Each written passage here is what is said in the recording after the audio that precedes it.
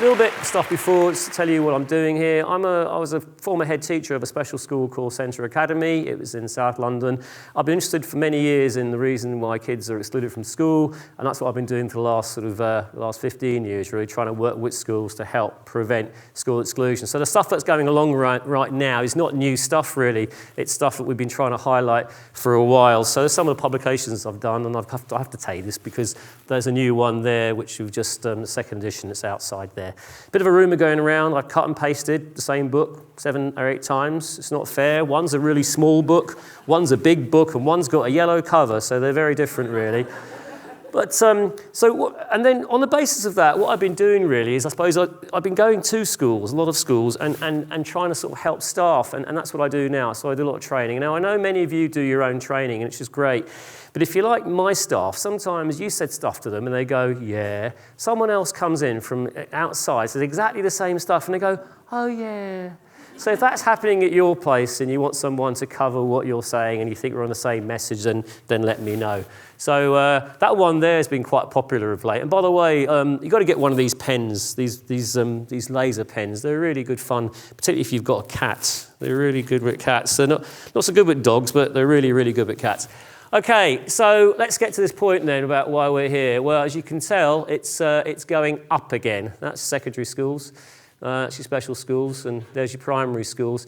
Interesting, when it kind of came down there, it was down there for a while. It seems to me that was when we were kind of every child matters territory, really. But I think you can say that ship has sailed right now, really. Different culture, different situation we're in. That's your permanent. This is your fixed, and again, as you can see really where the trend is going, and it's going up there, and it's been fairly even down there, but it is starting to go up there as well. That's in primary again. So what does this mean really? Well, it means that the figures are looking quite large, and we're not saying that sometimes, exclusion isn't, necessary. I would say it's not always, it's never a good outcome, but sometimes, you've taken things as far as you can go in one place, and sometimes a move to somewhere else can be done. But as you can look at that, the figures are really quite dispiriting, I think would be one way I would put it really. In terms of both the numbers, both are permanent and fixed, and some of the issues really about that were covered in the Timpson report, which again has been alluded to of late, and some of those areas there, those recommendations were made. And talking about off-rolling, that was a major feature of Andre's speech. The one thing I liked about it was that they did talk about this issue of revolving doors of fixed-term exclusions, because I've got I've had a bit of a sort of a theme on this for a while, because I can tell you this: if the second fixed-term exclusion doesn't change the outcome, I can say the 7th fixed-term exclusion isn't going to change the outcome. So that bit that was highlighted there, I thought was quite encouraging in one sense, really. There's been stuff going on the last few years anyway. This isn't new stuff for Timpson stuff that came out last year was talking about how, these sort of areas will be covered, really. You can get an email now, by the way, just to let you know that your son has been excluded, so that's a nice way of hearing about that, or daughter. And then this gentleman here, who many of you will know quite a lot, he's been quite forthright in saying it's really head teachers, really, that need to go back and get themselves sorted out. Who's a head teacher in the room here? Is a head teacher in the room here? Yeah, anyway, I know you've got some head teachers, maybe in Senkers, but the point about it is it's been something, and I think his behaviours are, you might know him, he's great on Twitter, but his attitudes towards this, and he does have the government ear, is very much that the few shouldn't really dictate to the many, and that sort of culture, that approach really, I think is to a certain extent why we're seeing the situation we're in right now. Looking at characteristics, again, this will not be maybe a surprise to many people, but looking at some of those stats there, you can see where most of them occur. You can also see who's involved, and as was pointed out again today, if you have children with SEN support, they're more likely to be involved in this particular area. I think the area I've been looking at for a number of years is the main reason for exclusion. It's a term called PDB that most people will be aware of. Well, say most people are, a lot of people aren't actually. It's the biggest reason for both fixed and permanent. And we've been trying to understand what is it? What is it? Because, it's the low-level stuff that builds up. That's what it appears to be. The second biggest reason for permanent exclusions in secondary school, by the way, is assault on another pupil, and in the primary school, it's an assault on a member of staff. But this PDB thing just keeps cropping up year after year. It's the biggest reason in every single area, both nationally and regionally in the country. And I've got a picture for you here now, because this issue about how we get rid of the few because we've got to help the many, because that's really where we're going. And I just find that particularly annoying, is one way of putting it. I would use other words, but I'm not allowed to because I'm on camera. But this whole idea about this is really, it's really sort of like, it's the wrong way round, I think, really. It's not so much that we don't necessarily want to help the many, but we are an inclusive school. We're inclusive. And that whole issue about inclusion really is something, as I said, and every child matters, was such a wonderful wave we were on. But as I say, right now, we appear to be off it. So I've got a picture for you now, really, and this might seem a bit strange coming from where we are, but here's a picture from you, and there it is, and it's nice. Now, you know why that's there? Now, the reason why that's there is because there was once upon a time in our kitchen at home, we've got a light fixture, and it's in completely the wrong place. Now, the reason it's in the wrong place was because there was an episode of Doctor Who, and I don't normally watch Doctor Who, but this particular one anyway, the aliens had come down, and they said that in order for them not to blow up the Earth, we had to give them 25 of our children, right? And I was screaming at the TV saying, don't do it, don't do it. So the government all sat down. They decided, first of all, who the children would be. Number one criteria, it wouldn't be any of theirs, right? Number two criteria, it wouldn't be any of their friends or family. And then they started going through it, and then they decided, well, let's maybe get the student, maybe set the ones up there who might be causing us problems in the future. Now, I'm shouting at the TV saying, no, don't give up on children, because you know what happens? When you start doing that, what did the aliens do? They came back and said, right, now we want 100 more. And we want another 500 more. The thing about it is, you start going on that attitude, do you know what? It's the thin end of the wedge. You don't give up on your children. That is the point. When it comes to those children who we are seemingly not losing, it's interesting to see again this issue about, what the main category is. And as you can see, Systemsruptor behaviour is the main area we've been talking about. And that's that's the term up there. And when you start drilling down to what it really means, it's low-level stuff. And maybe you can see why I'm quite interested in this particular theme right now. It occurs to me that we've been going this route for some time, and I've been looking at this with colleagues of mine over a number of years and looking at some of the characteristics of students being excluded from school and what happens afterwards. And as you can see, the outcomes when you're excluded from school, especially full-time, are not too positive. I'm looking at, these are some old figures really, but this is something from the Youth Justice Board back in 2009, and when you look at one of the main reasons for youth offending, it's not the premeditated students, it's the non-premeditated students. And if I'm going to say to you, if you are interested in the term ADHD, of which obviously I am, the core symptom, people talk about the hyperactivity, it's not, it's the impulsivity. That's the core issue. And the core issue of that is that, as you can see where it's going, and this is one of the reasons why we've been tracking this for so long. And I'll tell you something about the police. The police do not catch leaders, they catch followers. They catch the risk takers, the ones who don't quite plan it through. Does that make sense, really? You have got premeditated people out here, but you've got a lot of students who are non-premeditated. And when I go with Ali's points last time about, those are the ones we need to be making the reasonable adjustments for. Because the thing about fairness, fairness isn't everyone the same. You know what fairness is? It's giving them what they need. And that's what we are here today to try and support. When it comes to where this leads, again, some other factors here, some other stats really. This is, again, main factors, again, for young offenders. If you look at those features there, the main one, in this particular one, the biggest risk factor actually is the mother low IQ, but the second biggest one is that of ADHD. So again, you can see why I'm up here today talking about this. Because this is something that I think I'm very, very it's something that we're talking about knife crime. This is not new. This is old stuff. This is old slides. Just showing you something we've known about this for some time. It's only now again that we're starting to think about it and do something, at least sort of talk about it. And the cost for this really is massive. And just looking at some of the stats here, is a colleague of mine, Susan Young, talking about the people who end up in the criminal justice system. Again, it's your risk takers, the impulsive ones, the non-premeditated ones, and I'm going to draw a link with that and the term PDB. You see, this is you. This is what you're doing. You're trying to bring our students through the school system, and hopefully give them opportunities for long and successful lives. But there's going to be some challenges. There's going to be some challenges. And those challenges we're going to be facing, hopefully, and getting better at and doing a better job together. Because if we don't do a better job, then this could be the outcome. Now, I want you to know that no ducklings were harmed in this presentation. But I do this wherever I go. I do it in primary schools, I do it in secondary schools. In secondary schools, I can tell you the PE department are a little bit nervous about doing this at this time, but I ask everyone to do this. So what I want you to do is link arms with the person beside you. If you haven't got a person beside you, find a person around you. Find a person around you. I'm not moving on, so we all link arms here. We've got to be linking arms together.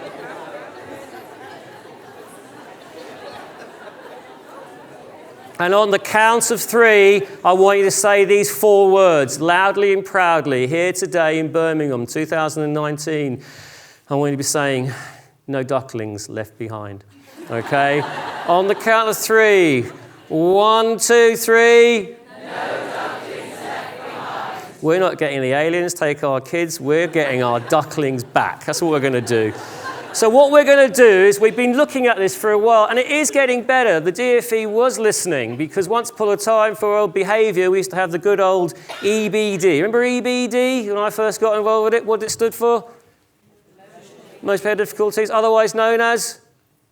Extremely blooming difficult every bleeding day. Do you remember that, really? And then the S flew in one summer. No one really talked about it. It came in, it was SEBD, BESD, EBSD. No one knew where to put it, really. In Scotland, it was SEBD. They kept it right in front, which stood for social emotional behaviour difficulties. I once quipped in Glasgow, maybe it stood for Scottish emotional behaviour difficulties, which did not go down too well.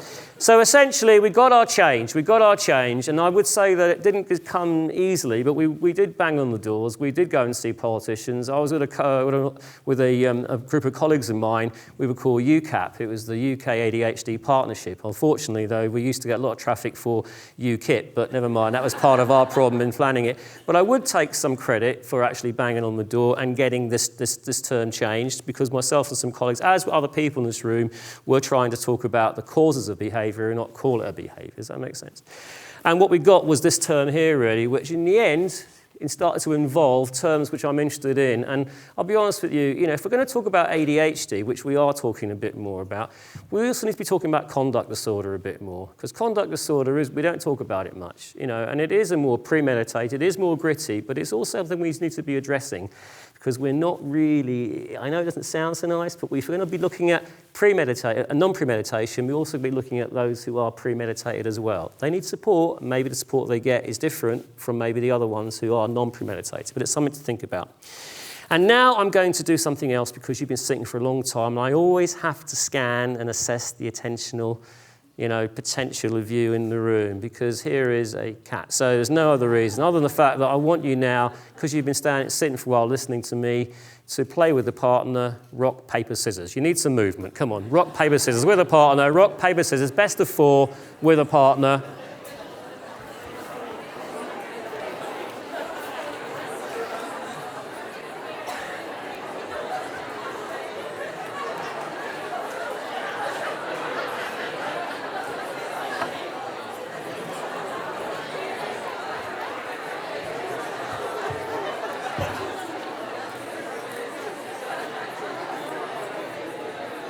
Okay, 3, 2, 1.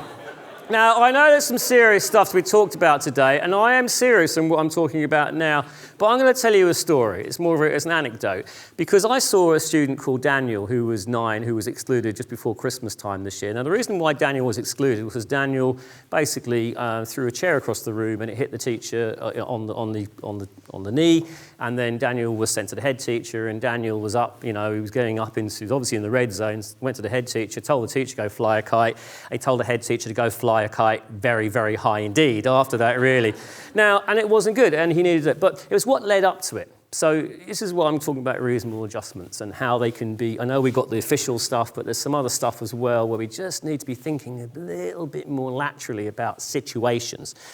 So what happened was, it all started off in the afternoon. I'd watched him in the morning. I was in to watch him because we're looking at possibly ways we need to have him need a diagnosis or we need someone else giving some support. And by the way, can I say something? You don't need a diagnosis to give someone a Tangle toy if they need to have one when they're sitting, or a visual timetable to have because they might need it.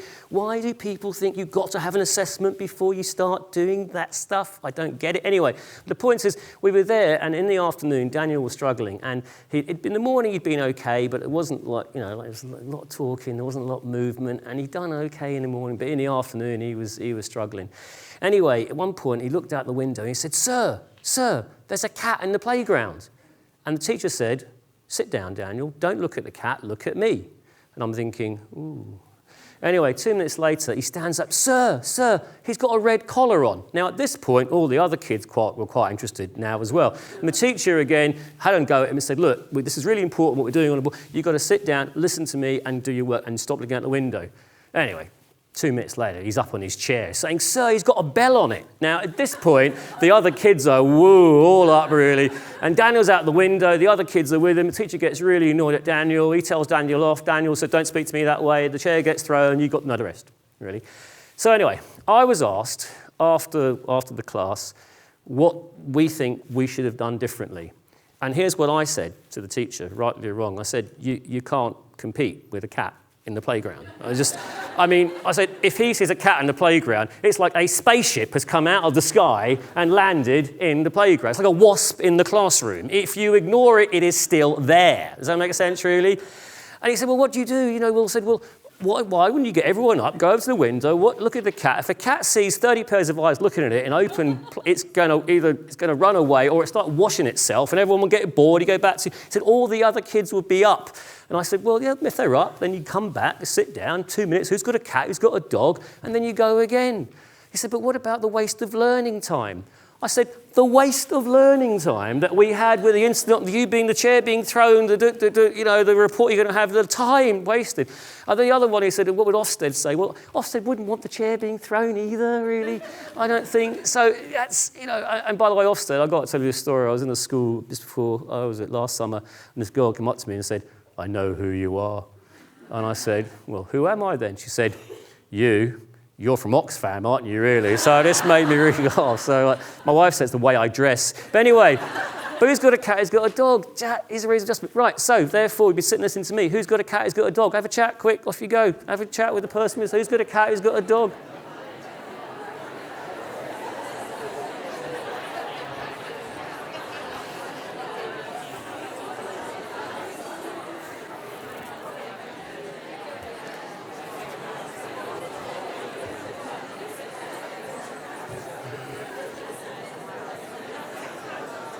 Okay, 3, 2, 1. I'd love to go around and find out who they all are. But you see, a reasonable adjustment. Everyone's back. You had a little break. You got me. You got another 20 minutes. There'll be more breaks. You got to, think about attention. You don't deserve it. You got to earn it. You know that, really. And some people you've got to work with a bit more than others to get it. Does that make sense? There's a really good film called Dangerous Minds. You ever seen that with Michelle Pfeiffer? She's a Marine, ex-Marine.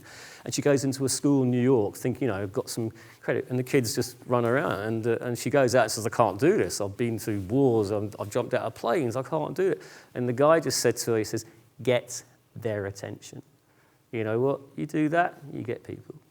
When it comes to what we're looking at next, though, we have been talking about mental health, and we are on a sort of in a time where we are looking at other issues, and that is important, looking at the causes as opposed to... This report came out a few years ago, and the reason I'm mentioning it really isn't just the stats and things we're talking about, but it was some of the criteria we talked about, and it did talk about, training, it did talk about supporting, it did talk about another role for the Senko. My word, how many roles do you have right now? You must have so many heads because all the hats you got to fill. But anyway, the point about it is and some of the reports when obviously new things going on about having a mental health lead. Talk about risk factors, and I was interested in risk factors because we've always had 3 sets: those in the child, those in the family, those in the community. But the fourth set they added, which was a new set, which I was interested about, was actually those also from another place where they go to for about a fifth of the year from school.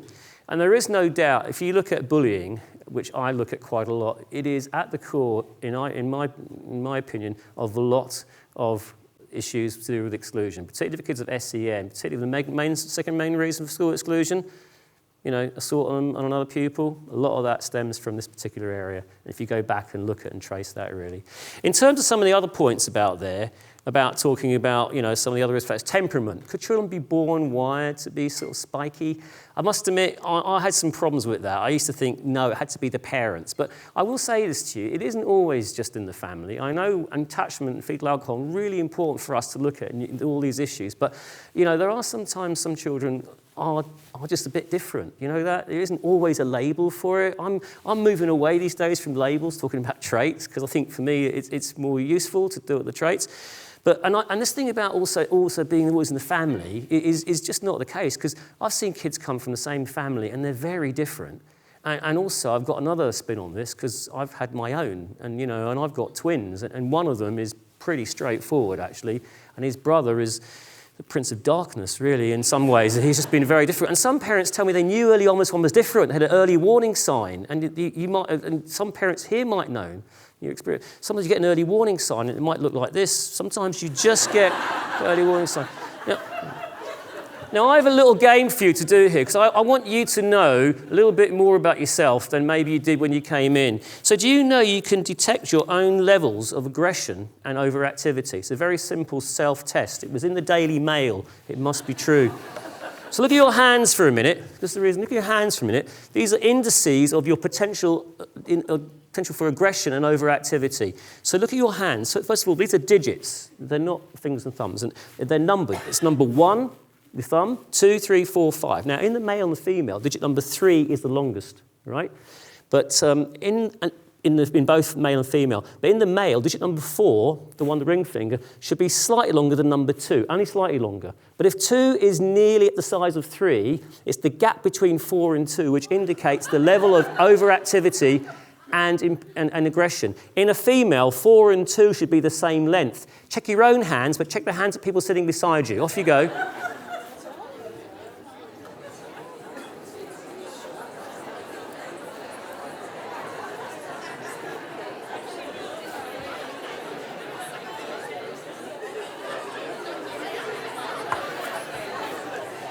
3, 2, 1. Right, does anyone want to move at all at this point, really? Anyone want to move at all? I'll come back to that question at the end. But can anyone find that 2, by the way, in the females was longer than 4? Anyone find that 2 was longer than 4? Okay, do you want to know what that means? That means that allegedly you are more fertile than the norm. But allegedly more neurotic. It's all to do with hormonal displacement. But this is really interesting, more so for you, not so much today, but when you are hiring staff in the future. Does that make sense, really? But what I'm trying to say is that sometimes a temperament is somewhat hardwired. Now, overlap is the norm, not the exception. And I haven't got a lot of chance to go through it today, but if you start talking about, this, it is the exception to have just one these days. It is more overlapping, and I think we all are aware of that. That's why we talk about traits right now.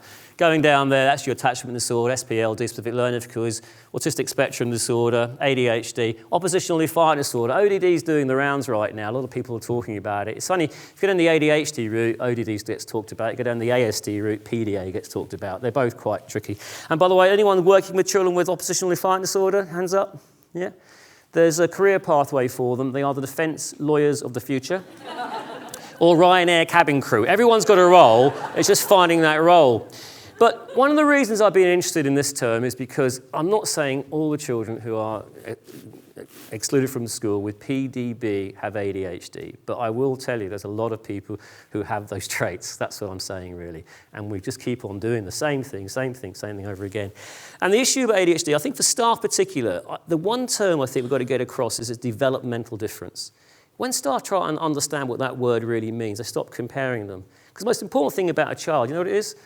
It's their date of manufacture. Does that make sense, really? So, if you go down to the pub tonight, right, miss, you don't go down with all the people who are like 34, do you really? You go down with people who you get on with. But in a school, you haven't got that choice. You are put together in group situations, and they work for most people because developmentally you're at the same stage as your age. Does that make sense, really? But if you've got ADHD it's developmental difference, and that means you might be 2 or 3 years behind in certain areas and 2 or 3 above in others. That's why you stand out. Does that make sense, really? And once staff get that pin drops, then they start treating and thinking differently about how they meet their needs. Does that make sense, really? That's been my experience. I think the key about ADHD is a lot of symptoms to think about and take on board. And I'm not, again, saying that they're all easy to work with and saying that they're always straightforward, but those are your core symptoms up there, really. And that's the area where, again, I just want to highlight where I can see a great deal of overlap with that and this term, PDB. I think the other thing we have with ADHD to think about is very much that if you've got a child with ADHD, you are 80% likely to be working with a family who have traits as well. And that's not a made-up term. If you want to know some stats on this, this is height. This is twin studies on things that you inherit. There's height. So you're 90% likely the same height as your parents. Did you know that? So if you're 6 foot tall, it's very likely your parents are in the 5'10", 5'11s. If you are 6 foot tall and both your parents are 5'5", make a phone call this weekend. That's all I was going to say, really. Schizophrenia's up there in the 70s, asthma's up there in the 40s, breast cancer, unfortunately, is far too high up there in the mid-20s, ADHD's up there. You know, so if you're working with a child, you're working with a family, and, you know, so that's where we've got to take. Do you want to be reasonable adjustments? You know what reasonable adjustments are? Taking the burden off the parents when it comes to organisation and homework. That's a reasonable adjustment. You know, that would help.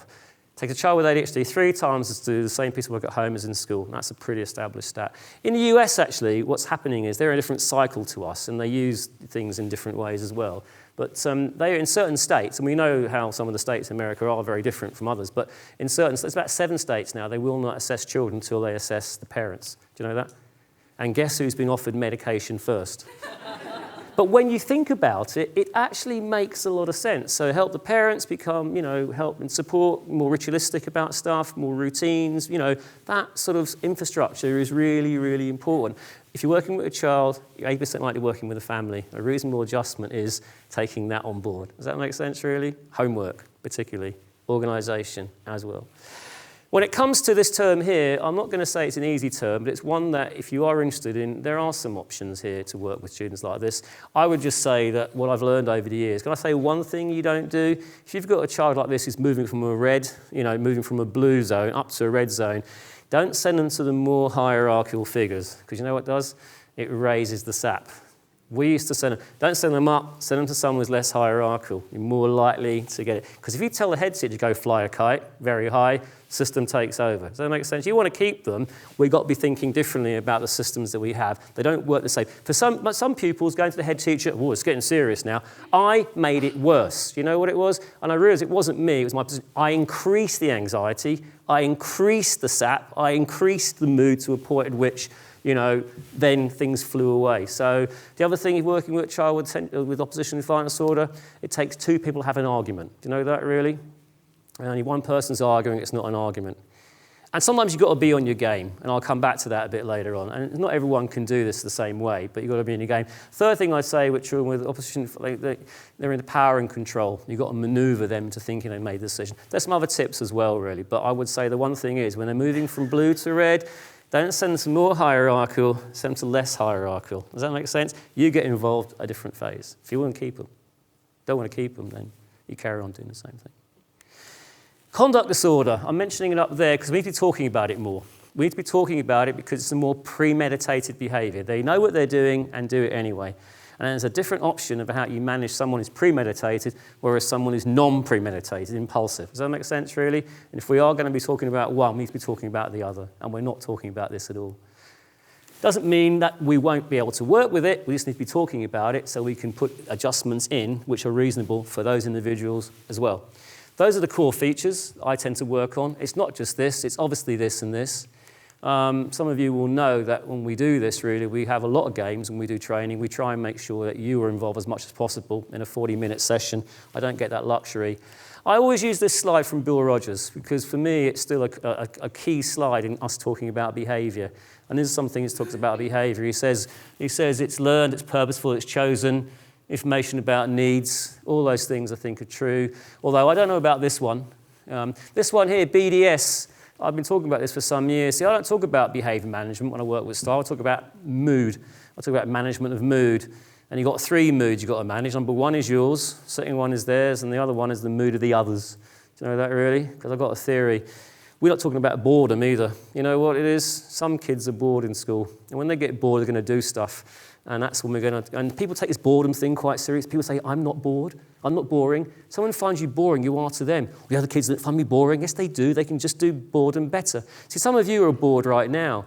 But you have the ability to be vaguely interested, don't you? Hitting the person beside you. It's a skill that you've learned from having gone through a secondary school system and on previous inset day courses. If I look at you like I'm doing right now, you do the thing you've always done to avail yourself of responsibility. Don't you do this, don't you? Yeah. And we've got to talk about it. And if someone's bored, you've got to change it. You've got to change the activity. We've got to change the activity. We've got 10 minutes left. We've got to change the activity. Michelle, come up here a minute. Come on, Michelle. Well, I know Michelle was last week. You need some movement because you've got to watch people who, when they get bored, they do stuff and they instigate stuff. And by the way, it isn't the one I'm talking about. I'm talking about the players, not just talking about the one you. I'm talking about the other ones who just play him or her and you catch them. Yeah. So little game. Come up on the stage, Michelle. So you're all going to do this. You need a bit of movement. We've got 10 minutes left, and I'm keen on giving you movement. So quick game. It's called Quick on the Draw. Hands behind your back, Michelle. When I say draw, you put your hands up with some fingers on display. Any number of fingers. Okay. Draw. Right, the winner is the first person to shout out how many fingers or thumbs are on display. So Michelle's got 4, I've got 2. The answer is 6. Okay? Do you say draw this time? Draw. Go on. So 4, I beat you, right? I've got none, you got 4. I played before. All right, with a partner, play quick on the draw. Best of 6 with a partner. Play quick on the draw with a partner.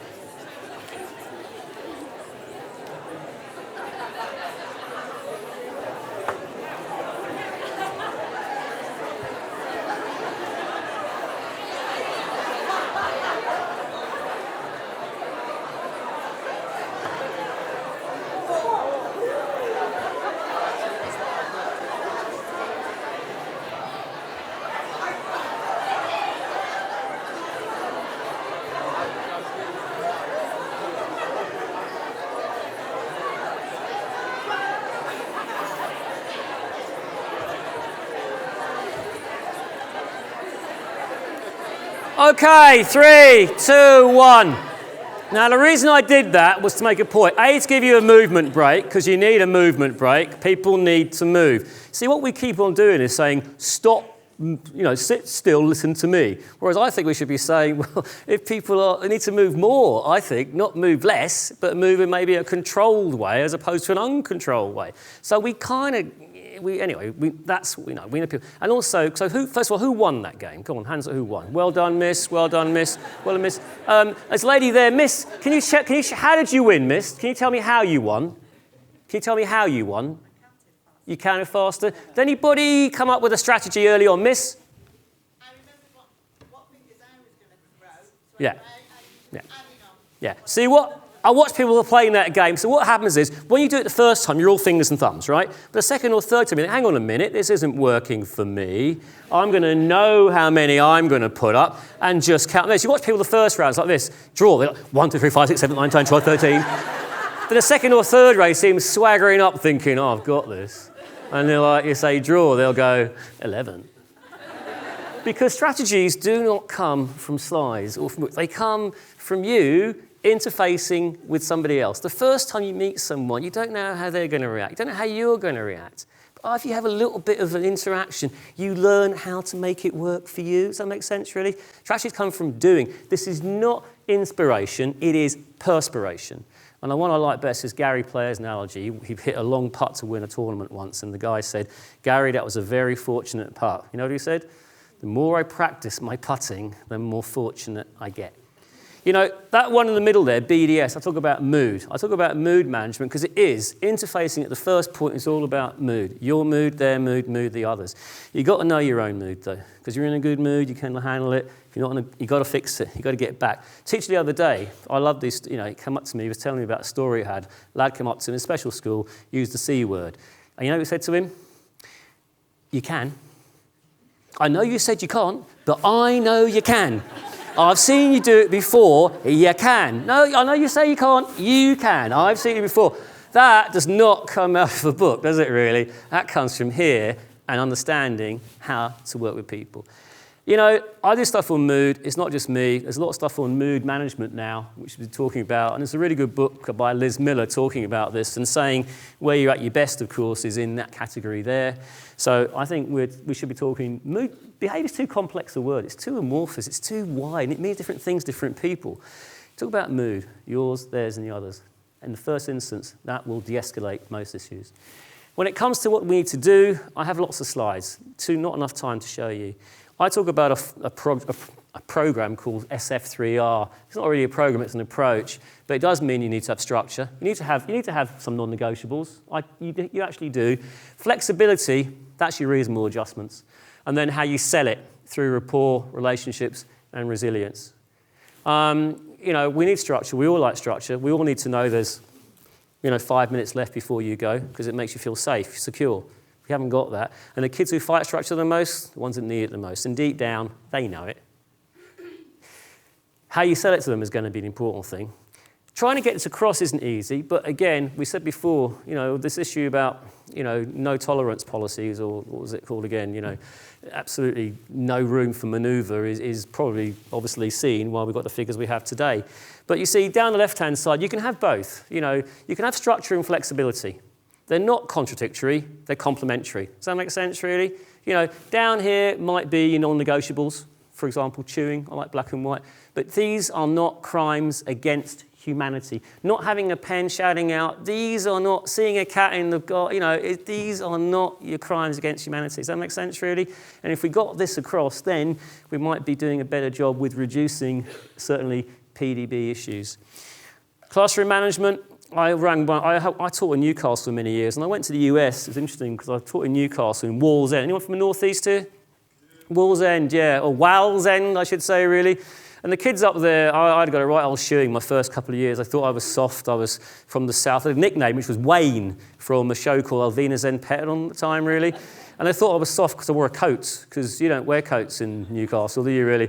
But I went 2 years there, and I'd done a pretty good job. When I went over to the US, I taught at an international school, and these kids there were so different because they were like, I thought I'd met my spur. I went there, and they said, you're just a teacher, you don't earn enough money.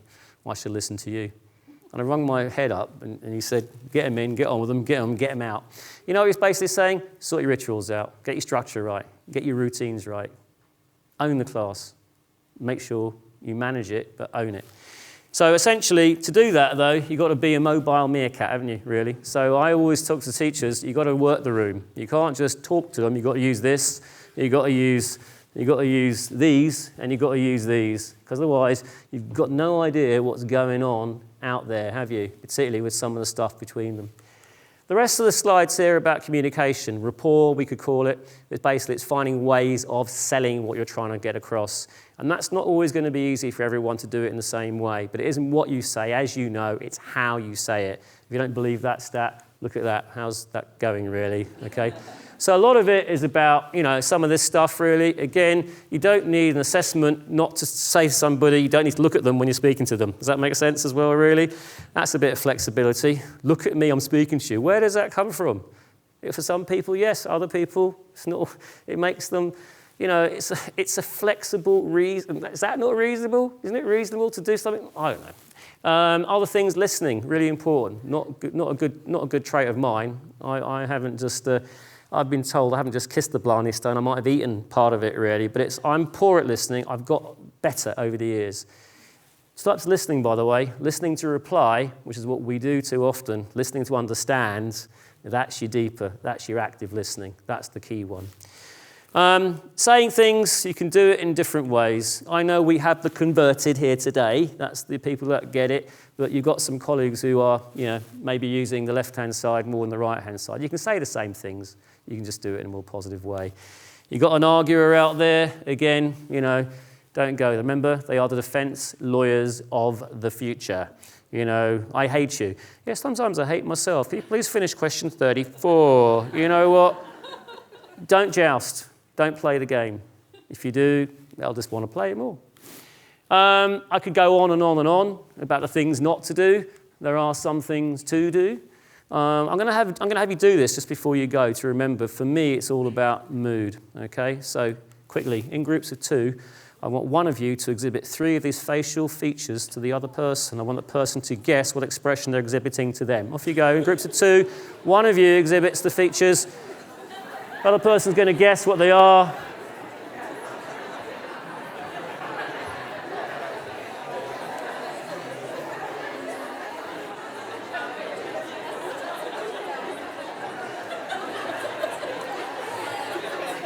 Okay, we've got 2 minutes to go. Look, here's the last points really. In having situations taking place, you have to write those forms out. You know, if you're going to have an accident reform or an incident reform, you've got to write them down quickly. If you don't, you leave it, you miss stuff. They're triggers. You've got to find out. You've got to be a bit of a detective sometimes. There's always triggers. And what you're trying to do is figure them out so you can antecedents for next time. But what you can't keep doing is you know, like I go to school the other day, and at a school, a lad had, I said to him, he's on his 4th attention this week. It was on a Thursday. He'd won every single day. Week before, he had 4 tracking system. I said, when you get the 4th one this week, you think it's going to change anything? No. Why'd you do it? Well, that's what we do. You know, 2nd, 3rd, 5th, Systemsruptor behaviour, a sort of fixed term exclusion. If you do the same thing, you get the same response. Look, here's a truck. The reason the truck is here is because a car's fallen into the key. It's about to become more complex because now we've got a car in the key and we've got a truck in the key. Now, no one was injured here, but what's the solution to our problem? We're going to bring along a green truck. That's what we're going to do. And the green truck is going to have a go at getting the car out, and it does that quite well. And now the green truck's going to have a go at getting out the red truck, and that's not working either. So we've got a red truck in the water, we've got a green truck in the water. What's our solution to our problem? Bring along a blue truck, that's what I'm going to do, really.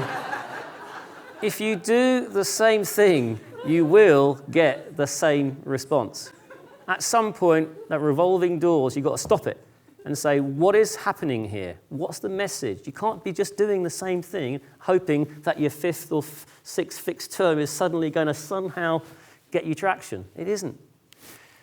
You know, we know that this is the counter to risk and resilience needs a lot of stuff, you know, but it needs our support. As was mentioned this morning by Ali, it needs just one person really to step up for someone else.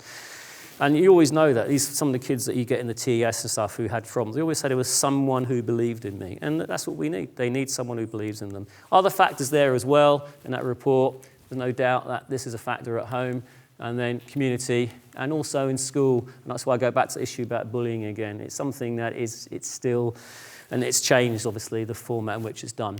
All right, this is for you. When you go home tonight, I want you to go and have a rest. I want you to make sure that you recharge and get ready for next week, which is last week of term. You know, if you've got kids in the school, so guys, SEN, changing the schedule, last week of term, exhausting. Keep it as tight as you can for as long as you can. Otherwise it gets through. But I want you to recharge, because otherwise you start making mistakes. You know, I always say to my staff, you've got 10 patience points a day, 10. And if you use up 12 on Monday, 12 on Tuesday, what are you going to have on Thursday and Friday? And they will sniff it. So you've got to watch yourself. So otherwise, there's a quick story. See these guys here? They got in too close, see? And now they can't get out, see? So there's a quick story for you. I've got to finish here. But so I went across, so the school I was head teacher of, right, was in Clapham. Or actually, it's not Clapham anymore, it's called Clam. I don't know if you know that, really. And it's beside Balaam, which used to be Balaam, and Streatham is St. Rutham. Anyway, I went across one, we didn't have a canteen. I went to get my sandwich across. I'll go to the door of the school, opening the door of the school, and in my hand, I've got my sandwich, good, got my keys to open the door, and I'm holding £2 coins. They, why am I holding £2 coins? I've gone to the shop without thinking, in a fog, I've walked out without paying. I've stolen the sandwich. I'm the headmaster of the school across the road. This is a bit of a dilemma. If I'm back to the shop, then, you know, the staff could be in there. If I don't go back, it's stealing. It's a dilemma. So that's the secretary. I said, Claire, come upstairs. She said, what? I said, I've stolen the sandwich. He said, well, you haven't got any meetings. Go across, say you made a mistake, and pay him. And I said, would you go? And she said no, because you're the one who's always talking about owning your behaviour. At assembly the other day, it's not an excuse, it's explanation. but if you hit someone, you hit them. She's repeating back my words to me. And, you did make a good decision. But you own your behaviour. It doesn't belong to anything else other than you, which is true. It's yours. It's yours. You have to belong. It owns to you. You have to do something different about it, okay? So I went across the shop. I was looking, I went in there, and the guy's writing a note. And he's saying, I'm writing a note about you. He's really enjoying it, really. I said, well, you don't have to now, do you? I'm here today. I'm sorry I had I had a lot on my mind. I walked in. I said, look, and he's looking puzzled at this point. I said, look, can I give you the money? Can you give me my change? I've got to go, I've got a meeting.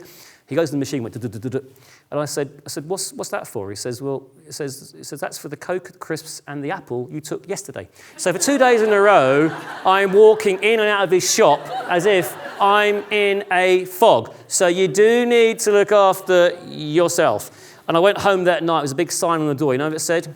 Only 2 teachers allowed in at a time. You said it. Go out there and do it. That's what we want to try and do. No ducklings left behind. We're going to try and get our ducks. We're going to get them over the hill. We're going to get them there. We're going to reduce this trend that we're seeing, and we're going to keep them, and we're going to get them there, and we're going to get them to be successful. That's the aim. Whole SEN spectrum on the slide, though. Do you want to see? One with ADHD is there. See that one? There's my spot on the snow. I'm second in line. This one here is my favourite, oppositional defiant disorder. I ain't standing in that line and you can't make me. You can't make anyone do anything. What you can do is you can nudge them in a direction, really, and hopefully they will see what you're doing is going to give them better options and a better choice. Okay, thank you very much, Steve, for listening. Enjoy the rest of the show. Thank you.